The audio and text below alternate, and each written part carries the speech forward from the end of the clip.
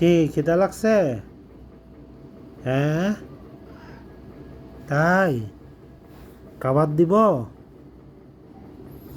হুম, কি পেটে ক্ষুদা লেগে গেছে? মন খারাপ?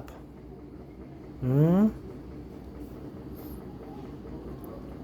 ঠিক আছে খাবার দি। দাঁড়া, এই যে খাবার দিতেছি। হ্যাঁ, খা।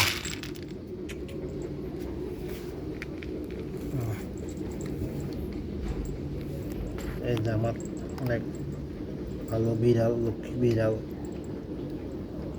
খা খা।